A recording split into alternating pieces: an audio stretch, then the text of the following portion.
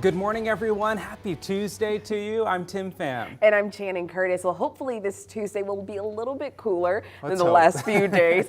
The person with that answer is meteorologist Thomas Patrick. Thomas, you got to have some good news for us. Yeah, we're taking the edge off the top end. We'll take it. Yeah, listen, we're cooler than it has been last week, but it's still going to be summer-like outside for this afternoon. We're still expecting temperatures to be in the 90s, just not upper 90s or triple digits like it has been the last 5, 6, 7 days in the area. So much better, much more normal conditions ahead of us. We're at 64 degrees right now. That'll probably be our low temperature for the day. As you see that camera pointed down at Silverwood, the graphic just covering up the important bits of the roller coaster there.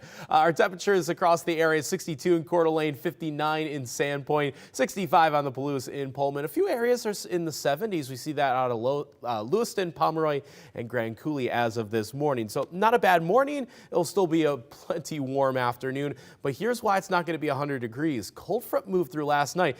I believe Tim said he saw a couple sprinkles from some of the clouds from yesterday, but the cloud cover is gone. There really wasn't a whole lot of moisture with this system, but it will increase the winds, and that's going to be our significant portion of our pattern change moving forward here. The windy and dry conditions has now prompted red flag warnings across central and eastern Washington. So we do have elevated to critical fire danger conditions, and we'll elaborate more on that and how long that is going to last for the area coming up in my forecast in a couple minutes.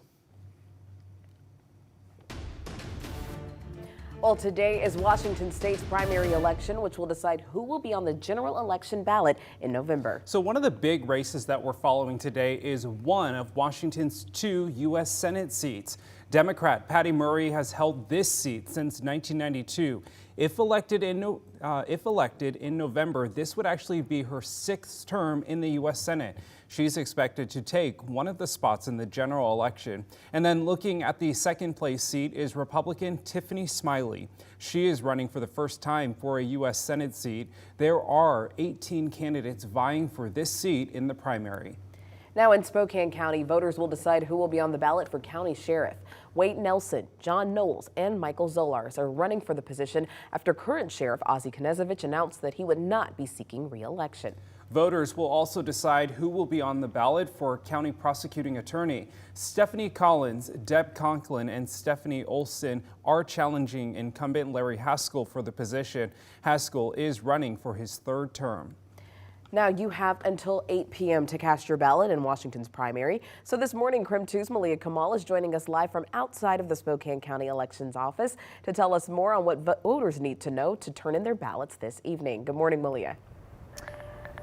Good morning, Tim and Channing. Yes, voters should have already received their ballot in the mail, and they have until 8 p.m. today to cast that vote. Now, important things that you need to know: you have to sign and date the back of this, and again, you have to have it postmarked in the mail by 8 p.m. today. However, if you have not received your ballot, you still have time to get a ballot. You can head to any voter service centers across the county to update your voter registration, get a replacement ballot, or just have any questions you have answered. Now, there are 2 voting service centers in Spokane County. There's the election office, which is in downtown Spokane, and the Center Place Event Center in Spokane. This is in Spokane Valley. Both of those locations are open until 8 p.m. today. Now, yesterday, Spokane resident Betty Kabala casted her vote. She says that this year's election is very important to her. Because the division right now, and because if we sit back and let everybody else make decisions for us, then we're stuck. And we have the simplicity. When I was in the Army, I was stationed in areas where women still couldn't vote. And I feel like we're losing some privileges. And prior to voting, Kabbalah made it a point to educate herself and others. She hosted a voter information party, and her and the other voters researched the candidates independently to come to their own conclusions. And she said it really helped her pick the right candidate for this race. Now, later on today, we will be hearing from the election manager, and he, yesterday shared with me that this year's election is a little bit, the numbers are a little bit under compared to 2018. And he's going to share that as well as what he's expecting, how this election or this primary is going to turn out. And again, you have until 8 p.m. today to cast your ballot. In Spokane, Malia Kamal, KREM 2 News. Now, if you would like to know more about the candidates on your ballot for this primary, KREM 2 has put together a complete voter guide just for you. Text the word VOTE to the number 509-448-2000, and we will send you a link with all of that information right to your phone. And a reminder that KREM 2 will have team coverage all evening long with the results from all of the big races happening across Washington state. Well, new this morning, the city of Vantage is now back under a level 2 evacuation notice. So level 2 means be prepared to leave. A wildfire is burning along Vantage Highway near the Columbia River. The Kittitas County Sheriff's Office says the evacuations are for Lakeview Drive, Columbia Avenue, and Brown Street in Vantage. Many drivers, of course, take I-90 to that area to get to and from the west side of the state. So far, the fire has burned at least 5,000 acres and is 10% contained. The fire sparked yesterday around noon. The cause still unknown. Right now, Vantage Highway is closed from Ellensburg to Vantage, but I-90 is still open. This is a developing story. We'll update you as we learn more. And in California, the McKinney fire has now burned more than 55,000 acres near the Oregon border. This is just one of the more than 50 wildfires burning in the western half of the U.S. right now. Unpredictable weather is expected to play a role today with potential thunderstorms. Officials say 60 people were rescued from a section of the Pacific Coast hiking trail. Some 500 households are under a mandatory evacuation, a number which will likely grow. In the meantime, the Oak Fire burning near Yosemite is only about 2/3 contained. Well, this morning, Spokane police are continuing to investigate a drive-by shooting that happened near Baldwin Avenue and Astor Street yesterday. No arrests have been made and there were only minor injuries reported. Now a man involved in the case is sharing his side of the story with KREM 2. Jeremiah Evanson says he's thankful to be alive with only a few scrapes and bruises. According to Evanson, he was helping a friend fix his car. He did a test drive around the neighborhood to make sure everything was okay when he says he saw a group of men come up in an SUV. He says he saw the tip of a gun coming out of the window and ducked for cover.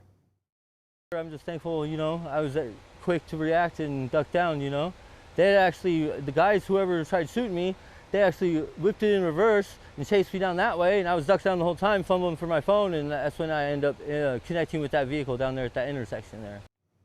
Evanson ended up crashing into a parked car. His airbag went off, but he only received minor injuries. Police have not said if this shooting was random or if they've made any arrests. The only information they have right now is that a dark SUV was involved.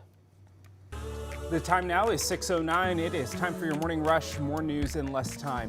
3 more members of Patriot Front pleaded not guilty to conspiracy charges in Kootenai County. The suspects are from Illinois, Utah, and Colorado. They were arrested alongside 28 others for conspiracy to riot at a pride celebration in Coeur d'Alene that happened back in June. So far, the judge has not allowed cameras in the courtroom of these hearings. The next court date is scheduled for August 22nd with 5 more suspects in court. Well, the Spokane Valley firefighter who suffered a cardiac arrest after working a 24-hour shift was removed from life support last night. Firefighter Dan Patterson decided to go for a run after his shift, then suffered a cardiac arrest. Doctors determined he would not recover. A procession for Patterson will be held today around 2 p.m. It will run along 2nd Avenue between Washington and Sunset Boulevard. We now know drugs, alcohol, and speed played a factor in a deadly boat crash on the Pend Oreille River last month. The Bonner County Sheriff's Office says 4 men were on a high-performance boat when it flipped. All 4 boaters were killed. Now a new report from the Sheriff's Office shows that the speed exceeded 100 miles per hour. The report shows the boat owner had both alcohol and sedatives in his system, the 2 substances that should never be taken together. Seahawks head coach Pete Carroll tested positive for COVID-19. The team's spokesperson says Carroll is fully vaccinated and experiencing mild symptoms. He will participate in team meetings virtually until he is allowed to return to the team facility. The Seahawks began their training camp last week. Well, a $40 million mixed-use development may be coming to downtown Spokane. Seattle-based real estate developer Hybrid Architecture filed a pre-development application with the city. The plan calls for a 7-story multifamily structure on what is currently a parking lot on Spokane Falls Boulevard. If approved, the project would contain hundreds of apartments and 1,000 square feet of retail space. And that's a look at your morning rush. Well, it may be the high heat of summer, but school is around the corner. The annual KREM Cares Tools to Schools campaign is underway right now. So in less than 4 minutes, KREM 2's Laura Papetti joins us live with how you can help. And here's the one thing you need to know about today's weather. Won't be nearly as hot for this afternoon, back to normal summer conditions, but it will be a windy and dry day ahead of us.